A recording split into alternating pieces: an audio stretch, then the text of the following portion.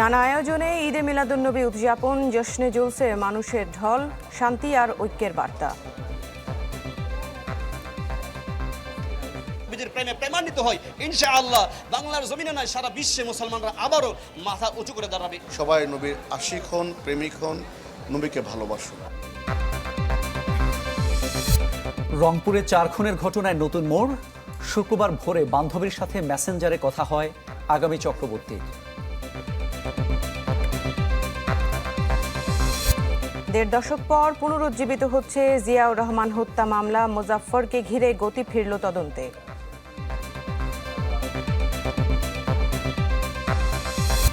Family কার্ডের supervisor নিয়োগ নিয়ে হামলা ভাঙচুরে প্রশাসনে অসন্তোষ, বিচ্ছিন্ন ঘটনা বলছে সরকার। স্থানীয় সরকার নির্বাচনে সহিংসতার ইতিহাস ঘিরে দুশ্চিন্তা, ইসি ও রাজনৈতিক দলকে দায়িত্ব নেয়ার তাগিদ।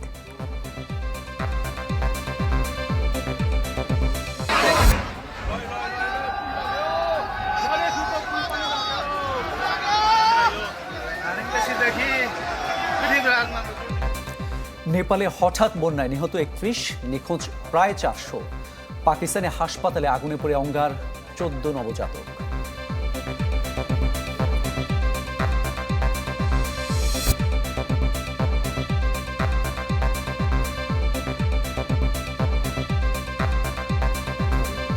আমন্ত্রণ চ্যানেল 24 সন্ধ্যা 7টার খবরে। শুনছিলেন AKS সংবাদ শিরোনাম। আপনাদের সাথে আছি আমি মামুনুর রশিদ, আমি সাবিহা নিগার দৃষ্টি। পুরো খবরে আছি আমরা।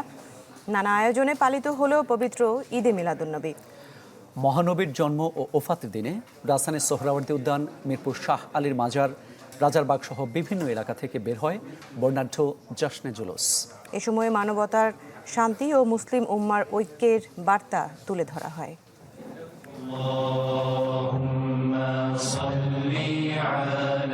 আইয়ামে জাহিলিয়াতের অন্ধকার ছিঁড়ে মরুর বুকে আলো হয়ে এসেছিলেন তিনি। যে আলোয় হেসেছে গোটা পৃথিবী। সর্বকালে সর্বশ্রেষ্ঠ সেই মানুষ মহানবী হজরত মুহাম্মদ সাল্লাল্লাহু আলাইহি সাল্লামের জন্ম ও ওফাতের দিন তাই পরম শ্রদ্ধায় ও ভালোবাসায় সারা দেশে পালিত হয়েছে পবিত্র ঈদে মিলাদুন্নবী। তার সাম্য ও মানবতার বার্তা ছড়িয়ে দিতে রাজপথে ছিল রাসূল প্রেমীদের ঢল। সোহরাওয়ার্দী উদ্যান, মিরপুর শাহ আলীর মাজার, রাজারবাগ সহ আশেপাশের এলাকা থেকে বের হয় বর্ণাঢ্য জশ্নে জুলুস বা আনন্দ মিছিল।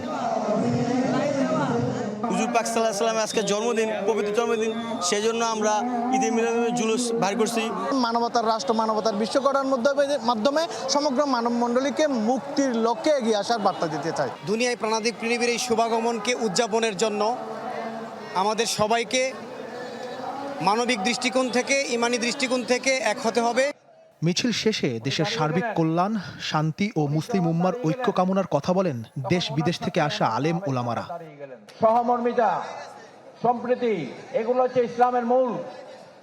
এগুলা যতক্ষণ পর্যন্ত উম্মতে মুহাম্মাদে ধারণ করবে না, ততক্ষণ পর্যন্ত পৃথিবীর থেকে হানাহানি, মারামারি, যুদ্ধ বন্ধ হবে না। The Prophet sallallahu alaihi wasallam is a ni'matul kubra, the greatest gift from Allah in our lives. শতাব্দীর পর শতাব্দী ঈদে মিলাদুন্নবী মুসলিম উম্মাকে স্মরণ করিয়ে দেয় মানবতার সবচেয়ে শ্রেষ্ঠ আদর্শকে। আর সেই আদর্শকে ধারণ করে বিদ্বেষহীন ও শান্তিময় সমাজ গড়া সম্ভব। এটি রাসূল প্রেমীদের সবচেয়ে বড় বার্তা। ইমতিয়াজ মাহমুদ, চ্যানেল 24, ঢাকা। এদিকে চট্টগ্রামেও যথাযোগ্য মর্যাদায় পালিত হলো পবিত্র ঈদে মিলাদুন্নবী। লাখো ধর্মপ্রাণ মুসলমানের অংশগ্রহণে দেশের সবচেয়ে বড় জশ্নে জুলুস হয় বন্দরনগরীতে। এছাড়া জশ্নে জুলুস, দোয়া মাহফিল ও আলোচনা সভা হয়েছে দেশের নানা প্রান্তে।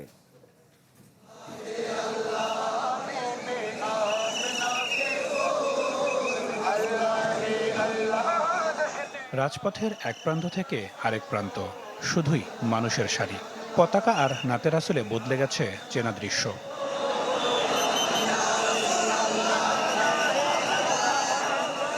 ঈদে মিলাদুন্নবী উপলক্ষে চট্টগ্রামে ৫৫তম জশ্নে জুলুস।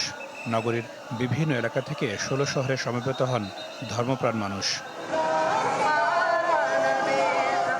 মুরাদপুর জিএসি ওয়াসা হয়ে যশোরের জুলুস নগরীর গুরুত্বপূর্ণ সড়ক প্রদক্ষিণ করে যায় টাইগার পাস পর্যন্ত।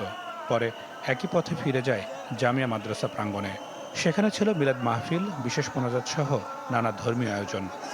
পবিত্র ঈদে মিলাদুন্নবীর দিন, আজকে 1000 বছরের শ্রেষ্ঠ দিন। প্রিয় নবীজির শুভ আগমনে আমরা বাইরেভাবে উদযাপন করছি। আলহামদুলিল্লাহ অনেক ভালো উপভোগ করেছি। আয়োজকরা বলছেন, যশোরের জুলুস এখন শুধু একটি ধর্মীয় শোভাযাত্রা নয়, এটি চট্টগ্রামের ঐতিহ্য ও ধর্মীয় সংস্কৃতির অংশ হয়ে উঠেছে। 5 দশক ধরে টানা হয়ে আসা এই যশোরের জুলুস গিনেস বুকে স্থান পাবে এমন প্রত্যাশা তাদের। ওয়ার্ল্ড হেরিটেজে এটা স্থান পাবার জন্য আপনারা দেখতেছেন এত লক্ষ মানুষের এটাকে স্থান রাখার যোগ্যতা রাখে না। জুলুসের সাক্ষী হিসাবে অন্তত রসুল যেন আমাদেরকে পরপারে দিতে পারেন, সেই প্রত্যাশা আপনাদের কাছে রাখছি। ঈদে মিলাদুন্নবী ঘিরে কর্মসূচি ছিল দেশের অন্য বিভাগীয় শহরগুলোতেও।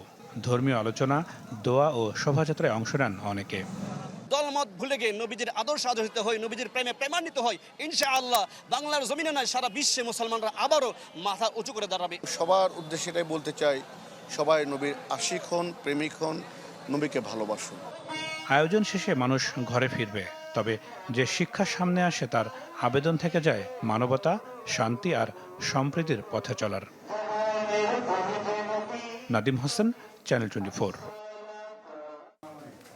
নেপাল তিব্বত সীমান্তে আকস্মিক বন্যা ও ভূমিধসে অন্তত 31 জন নিহত হয়েছে, নিখোঁজ প্রায় 400 জন। ভোরে নেপালের উত্তরে রাসুয়া জেলার রাসুয়া গাধিতে আঘাত হানে আকস্মিক বন্যা। এই এলাকা দিয়ে তিব্বতের কৈলাস মানব সরোবরে যাচ্ছিলেন তীর্থযাত্রীরা। ধারণা করা হচ্ছে পানির তোড়ে ভেসে গেছেন নিখোঁজ মানুষজন। এ শুধু বিপর্যয় নয়, মহাবিপর্যয়। এ দৃশ্য কোনো বলিউড হলিউড মুভির নয়। বুধবার ভোরে রাসুয়া জেলায় আকস্মিক বন্যার দৃশ্য। যমদূতের মতো এই পানির তোরে ভেসে গেছে মানুষ, ঘরবাড়ি, গাছপালা, সেতু, বিদ্যুৎ কেন্দ্র সহ পথে যা পড়েছে সব। এই রাসুয়া গাদি দিয়ে তিব্বতের কৈলাস মানস সরোবরের উদ্দেশ্যে যাচ্ছিলেন শত শত তীর্থযাত্রী। পর্যটক ও তীর্থযাত্রী মিলিয়ে প্রায় 400 জনের উপর আঘাত হানে আকস্মিক বন্যা। এরপর থেকে অনেকেরই খোঁজ পাওয়া যাচ্ছে না। ধারণা করা হচ্ছে অধিকাংশই ভেসে গেছেন। নিখোঁজদের মধ্যে শতাধিক ভারতীয় রয়েছেন, আছেন অস্ট্রেলিয়া, যুক্তরাজ্য, যুক্তরাষ্ট্র ও নেপালের নাগরিকরাও। আকস্মিক এই বন্যায় উদ্ধার অভিযানে তৎপর হয়েছে চীন ও ভারত। শি জিনপিং ও নরেন্দ্র মোদী এই ঘটনায় সমবেদনা জানিয়ে ত্রাণ সামগ্রী ও উদ্ধারকারী দল পাঠানোর কথা জানিয়েছে। জুন থেকে সেপ্টেম্বর পর্যন্ত দক্ষিণ এশিয়ায় মৌসুমি বৃষ্টিপাত নিয়মিতভাবেই প্রাণঘাতী বন্যা ও ভূমিধসের সৃষ্টি করে। বিজ্ঞানীরা বলছেন, জলবায়ু পরিবর্তনের কারণে এই অঞ্চলে চরম আবহাওয়ার ঘটনাগুলোর ঘনত্ব ও তীব্রতা বেড়েই চলেছে। ওয়ালিউল্লাহ ফারুক, চ্যানেল 24। পাকিস্তানে সরকারি একটি হাসপাতালে আগুনে 14 নবজাতকের মৃত্যু হয়েছে। খবর পেয়ে আগুন নেভায় ইসলামাবাদ ফায়ার সার্ভিসের 6টি ইউনিট। এসির কম্প্রেসার বিস্ফোরণে আগুনের সূত্রপাত বলে ধারণা করা হচ্ছে। গঠন করা হয়েছে তদন্ত কমিটি। ভোরের আবছা আলো তখনও স্পষ্ট হয়নি ইসলামাবাদের আকাশে। পাকিস্তান ইনস্টিটিউট অফ মেডিকেল সায়েন্সেসের প্রসূতি ও নবজাতক বিভাগে ঘুমিয়ে নিষ্পাপ শিশুরা। কোনো শিশুর নাম রাখা হয়নি এখনও, কারো মুখে লাগেনি মায়ের প্রথম দুধের ছোঁয়া। তার আগেই হাসপাতালের হিমশীতল নিরাপত্তা ধসে ছাই হয়ে গেল 14টি তাজা প্রাণ। বুধবার স্থানীয় সময় ভোর 6টা 45 মিনিটে আগুন লাগে গায়নোকোলজি ওয়ার্ডে। এই ওয়ার্ডটি হাসপাতাল ভবনের 4র্থ তলায় অবস্থিত। অগ্নিকাণ্ডের সময় ওই ওয়ার্ডে মোট 16 জন শিশু ছিল। আমি আমার সন্তানের মুখটা দেখতে পারিনি। ওই বিল্ডিংয়ে কোনো অগ্নি নিরাপত্তা ব্যবস্থা ছিল না, বের হওয়ার কোনো সঠিক পথও ছিল না, সব দরজা বন্ধ ছিল। ইসলামাবাদ পুলিশ বলছে, যে কক্ষে নবজাতকদের রাখা হয়েছিল সেটির এসির বিস্ফোরণ থেকে সূত্রপাত ঘটে আগুনের। অগ্নিকাণ্ডের খবর পাওয়ার পর তাৎক্ষণিকভাবে ফায়ার সার্ভিসের 6টি ইউনিট ঘটনাস্থলে গিয়ে পৌঁছায় এবং আগুন নিয়ন্ত্রণে আনে। মর্মান্তিক এই ট্র্যাজেডি পুরো পাকিস্তানকে স্তব্ধ করে দিয়েছে। ঘটনার পরপরই প্রধানমন্ত্রী শাহবাজ শরীফ ও প্রেসিডেন্ট আসিফ আলী জারদারি গভীর শোক প্রকাশ করেছেন। প্রধানমন্ত্রীর নির্দেশে ইসলামাবাদ জেলা প্রশাসনের পক্ষ থেকে অতিরিক্ত ডেপুটি কমিশনারের নেতৃত্বে একটি উচ্চ পর্যায়ের তদন্ত কমিটি গঠন করা হয়েছে। 48 ঘন্টার মধ্যে জমা দিতে বলা হয়েছে প্রতিবেদন। তবে এই ঘটনাকে নিছক দুর্ঘটনা হিসেবে মেনে নিতে নারাজ বিরোধী দলগুলো। একে রাষ্ট্রীয় হত্যাকাণ্ড বলে আখ্যা দিয়েছেন পিটিআই নেতারা। তাদের দাবি, স্বাস্থ্য খাতে দুর্নীতি ও চরম অবহেলায় এই শিশু মৃত্যুর জন্য দায়ী। স্বাস্থ্যমন্ত্রীর তাৎক্ষণিক পদত্যাগ দাবি করেছে বিরোধী দল। মিলা খন্দকার, চ্যানেল 24। রংপুরে 4 খুনের ঘটনায় দেখা দিয়েছে নতুন বিতর্ক। পুলিশ বৃহস্পতিবার রাতে হত্যার কথা বললেও শুক্রবার ভোরে মেসেঞ্জারে বান্ধবীর সাথে কথা হয় আগামী চক্রবর্তীর। ফেসবুকে শেয়ার করা তার বান্ধবীর স্ক্রিনশট জন্ম দিয়েছে নানা প্রশ্নের।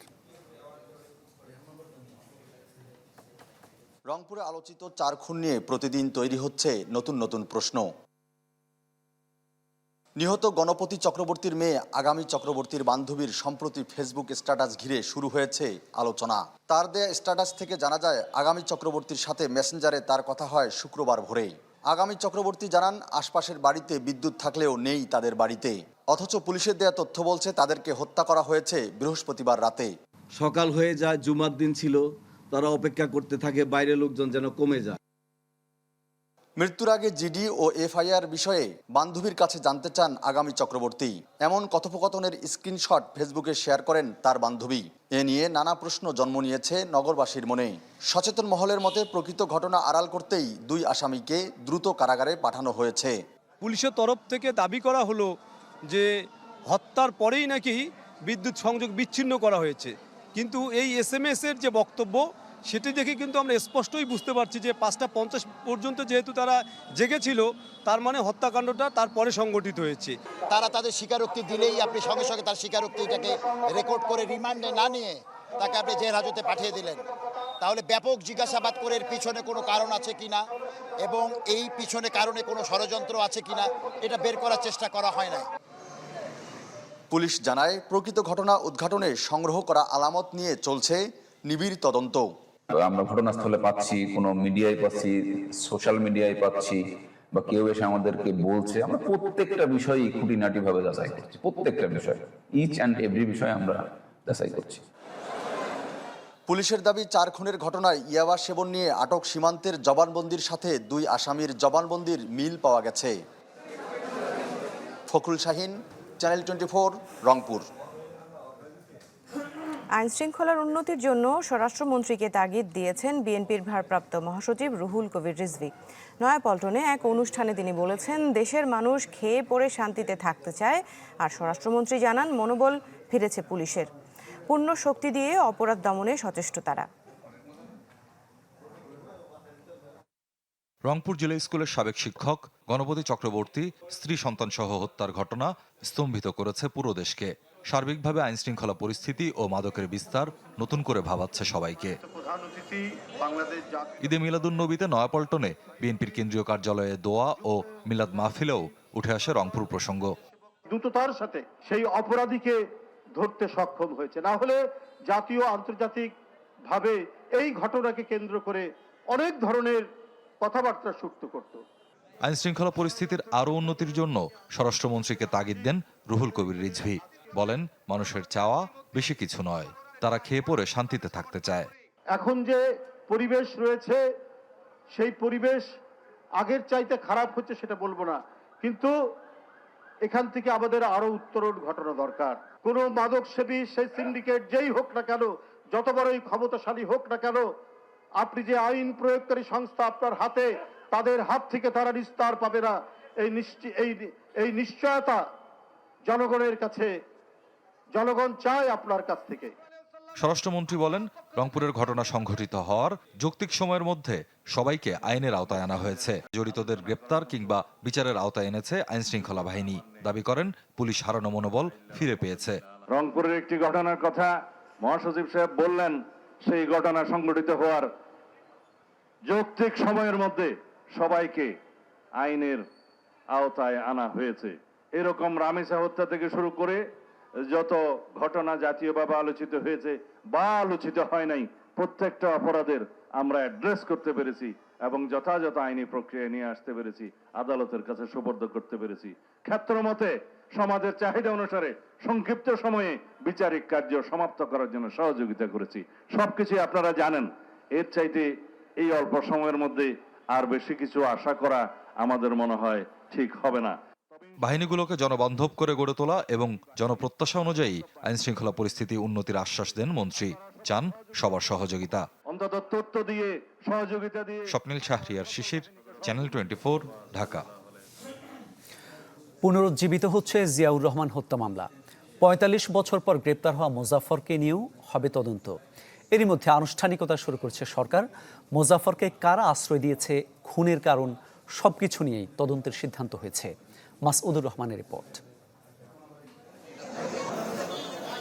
জিয়াউর রহমান হত্যাকাণ্ডের দুদিন পর যে মামলা হয় তাতে ৬ নম্বর আসামি অবসরপ্রাপ্ত মেজর মোজাফফর হোসেন। কিন্তু সামরিক আইনে বিচারের আগেই পালিয়ে যায় মোজাফফর। ৪৫ বছর পর মোজাফফর গ্রেপ্তার হওয়ায় নতুন মোড় নেয় আলোচিত মামলাটি। শুরু হয় তার বিরুদ্ধে তদন্ত। জিয়া হত্যা ১৭৩ বার সময় নিয়ে ২০১১ সালে চূড়ান্ত প্রতিবেদন দাখিল করে সিআইডি। তবে সাক্ষ্য প্রমাণের অভাবে মামলাটির অপমৃত্যু হয়। অবশেষে ১.৫ দশক পর মামলাটি পুনরুজ্জীবিত করার সিদ্ধান্ত নিয়েছে সরকার। হত্যাকাণ্ডের আইনি সমাধান করতে গেলে কিন্তু ফৌজদারি যে কার্যক্রমটি ছিল সেটি নতুন করে ওপেন করে এটা কন্টিনিউশন করার কোনো আইনি বিকল্প নেই। সেনা আইনে সেনা বাহিনীর কর্মকর্তা হিসেবে ওনার যেটুকু দোষ সেটুকু শাস্তি উনি ভোগ করলেও আমাদের বাংলাদেশের সকলে জানতে চায় শহীদ প্রেসিডেন্ট জিয়াউর রহমানের মৃত্যুর মূল রহস্য এবং তার আসলে শেষ পরিণতিটা কী ছিল। আশা করি সমস্ত রহস্যের জট ওনার মাধ্যমে শেষ হবে। এক নথি বলছে ১৯৯৭ সালে জন ডো নামে দেশে ঢোকে মোজাফফর। কার আশ্রয় প্রশ্রয় ছিল তাকে খোঁজা হচ্ছে বলে জানালেন এই প্রসিকিউটর। মোজাফফরের ফরেনসিক রিপোর্ট আমাদের কাছে আছে, যেহেতু উনি ট্রাইব্যুনালের একজন আসামি এবং সেখানে তার দীর্ঘ পদযাত্রার মধ্যে বেশ কিছু তর্কিত বিতর্কিত রাজনৈতিক ব্যক্তিত্বের সাথে তার যোগাযোগ নিয়মিত এবং পৃষ্ঠপোষকতার ডিজিটাল সুনির্দিষ্ট ছাপ আমরা পেয়েছি। বিশেষ করে উনি যেভাবে অবৈধভাবে বাংলাদেশে প্রবেশ করেছেন এবং পরবর্তীতে তৎকালীন সরকার যেভাবে ওনাকে গ্রহণ করেছেন, এই সংশ্লিষ্ট বিষয়ে সুনির্দিষ্ট আলামতের জন্য ইতিমধ্যে আমরা মেটার সাথে যোগাযোগ করেছি। মেটার রেসপন্স পেলে পরে পুরো জিনিসটি আসলে সুনির্দিষ্টভাবে স্পষ্টভাবে উন্মোচিত হবে বলে আমাদের ধারণা। তবে সেনাবাহিনীর তদন্ত শেষ হলে আনুষ্ঠানিকভাবে সেনা আইনেও বিচার হবে মোজাফফরের। মাসুদুর রহমান, চ্যানেল 24, ঢাকা। কাল বসছে জাতীয় সংসদের তৃতীয় অধিবেশন। বিকেল ৩টায় স্পিকারের সভাপতিত্বে শুরু হবে কার্যক্রম। এর আগে হবে কার্য উপদেষ্টা কমিটির বৈঠক, যেখানে ঠিক হবে অধিবেশনের মেয়াদ। এদিন সংসদে আলোচিত জাতীয় মানবাধিকার কমিশন বিল উত্থাপন করবেন আইনমন্ত্রী মোহাম্মদ আসাদুজ্জামান। এরপর সেটি পাঠানো হবে আইন মন্ত্রণালয় সম্পর্কিত সংসদীয় স্থায়ী কমিটিতে। এছাড়া গুম প্রতিরোধ ও প্রতিকার বিল উত্থাপন করবেন স্বরাষ্ট্রমন্ত্রী। গুরুত্বপূর্ণ আরও 4টি বিল উত্থাপিত হতে পারে এই অধিবেশনে। মাঠ পর্যায়ে ফ্যামিলি কার্ডের তথ্য সংগ্রহকারী ও সুপারভাইজার নিয়োগ নিয়ে উপজেলা কার্যালয়ে হামলা এবং ভাঙচুর হয়েছে। এসব ঘটনায় ইউএনও থেকে বিভাগীয় কমিশনার পর্যন্ত প্রত্যাহারে তীব্র অসন্তোষ কর্মকর্তাদের মধ্যে। যদিও হামলা ভাঙচুরকে বিচ্ছিন্ন ঘটনা বলে দাবি সমাজ কল্যাণ মন্ত্রীর। ইমদাদ হকের রিপোর্ট। বিএনপি সরকারের নির্বাচনী ইস্তেহারের অন্যতম প্রতিশ্রুতি ফ্যামিলি কার্ড ক্ষমতায় আসার কয়েকদিনের মধ্যেই চালু হয় পাইলট প্রকল্প। তবে মাঠ পর্যায়ে কিছু এলাকায় শুমারির তথ্য সংগ্রহকারী ও সুপারভাইজার নিয়োগ নিয়ে দেখা দেয় বিপত্তি। উপজেলা নির্বাহী কার্যালয়ে বিক্ষোভ ও ভাঙচুর চালায় ক্ষমতাসীন দলের নেতাকর্মীরা, যা গড়ায় মামলা পর্যন্ত। জামাত এবং বিএনপি তাদের ছেলেমেয়েরা বিগত 15 বছর বলেন আর 17 বছর বলেন, তারা তো বাড়িঘরেই থাকতে পারে নাই। তারা অভিজ্ঞতা কোথায় পাবে? এই অভিজ্ঞতার এই ক্রাইটেরিয়াটা দেওয়ার কারণে এই বিশৃঙ্খল অবস্থা তৈরি হয়েছে। অভিযোগ ওঠে সরকার দলীয় লোকজনকে বাদ দিয়ে নিয়োগের সুযোগ দেওয়া হয়েছে আওয়ামী ঘনিষ্ঠদের। তবে তা অস্বীকার করে উল্টো প্রশাসনিক কাজে বাধার অভিযোগ তোলেন প্রশাসনের কর্মকর্তারা।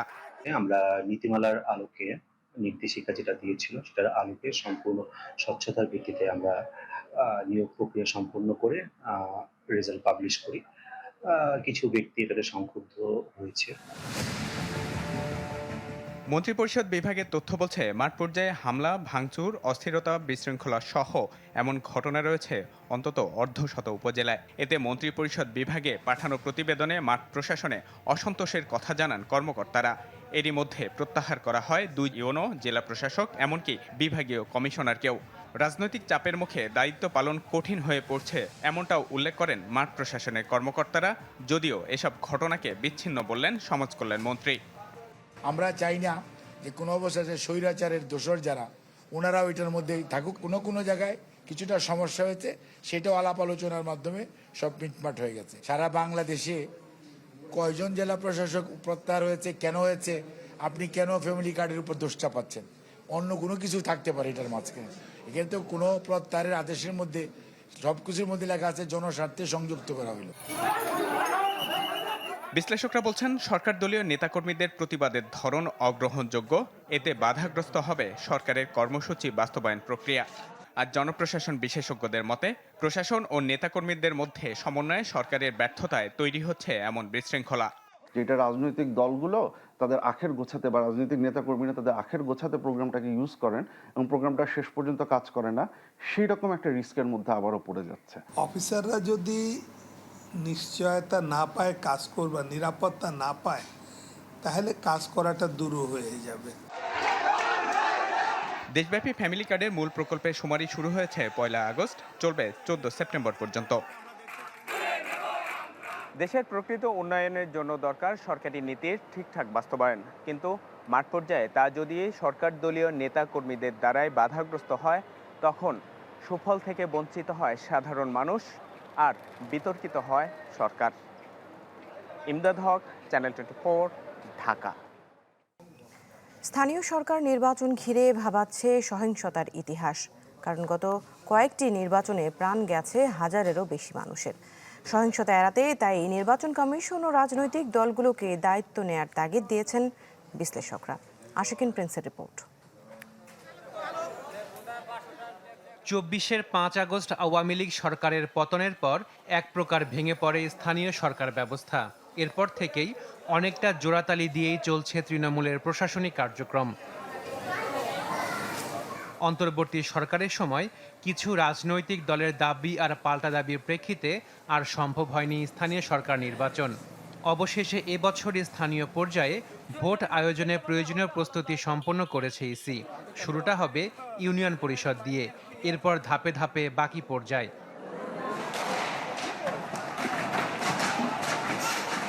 তবে স্থানীয় সরকার নির্বাচন ঘিরে ভাবাচ্ছে সহিংসতার ইতিহাস। সুজনের পরিসংখ্যানে দেখা যায় গেল 10টি ইউনিয়ন পরিষদ নির্বাচনে রাজনৈতিক সহিংসতায় প্রাণ হারিয়েছেন প্রায় 1400। সবচেয়ে বেশি মৃত্যু দলীয় প্রতীক নির্বাচনের সময় 2016 সালে। সেবার সারা দেশে মারা যান প্রায় 150। 2021-এও মৃত্যু হয় 116 জনের। ক্ষমতাসীন সরকার যারা আছে তাদের রোলটা সবচেয়ে হবে নিরপেক্ষ, অর্থাৎ তাদেরকে একটা মেসেজ দিতে হবে যে আমরা নিরপেক্ষ নির্বাচন চাই। এটা নাম্বার 1। নাম্বার 2 হচ্ছে স্থানীয় পরিষদগুলোতে আপনি জানেন যে নানাভাবে ইন্টারভিন করার চেষ্টা করা হয়, সো এটাকে বন্ধ করা। আর 3 হচ্ছে ইলেকশন কমিশনের একটা সঠিক পরিকল্পনা যে কিভাবে আমরা কাজটা করব, কিভাবে নিরাপত্তাটা এনশিওর করব। নির্বাচন পর্যবেক্ষক মুনিরা খান বলছেন, ইউনিয়ন পরিষদের ভোটকে নিরপেক্ষ রাখার চ্যালেঞ্জটা মূলত নির্বাচন কমিশনের উপরই বর্তায়। পলিটিক্যাল পার্টিগুলি কিন্তু কোনভাবে তারা ক্যান্ডিডেট দেবে, কারা দেবে, না তৃণমূল থেকে দেবে, কিভাবে দেবে, সেটা নিয়ে তারা এখনো কনফিউজড আছে। তো এটাকে সম্পূর্ণ নিরপেক্ষ করা অত্যন্ত জরুরি, কারণ সাধারণত রাজনৈতিক দলের আন্ডারে গভর্নমেন্ট যখন থাকে তখন নির্বাচন হয়, তখন নিরপেক্ষ করা খুবই মুশকিল, মানে অটোমেটিক্যালি সেখানে একটা ইনফ্লুয়েন্স এসে যায়। সেই ইনফ্লুয়েন্সটাকে কাটিয়ে নির্বাচন কমিশন কতটুকু এটাকে নিরপেক্ষভাবে করতে পারবেন, সেটা তাদের জন্য একটা বড় চ্যালেঞ্জ। আসন্ন ইউনিয়ন পরিষদ নির্বাচনের সহিংসতা মুক্ত রাখতে চায় নির্বাচন কমিশন। এক্ষেত্রে রাজনৈতিক দলগুলোর সহায়তা চেয়েছে commission. Ashikin Prince, channel 24, Dhaka.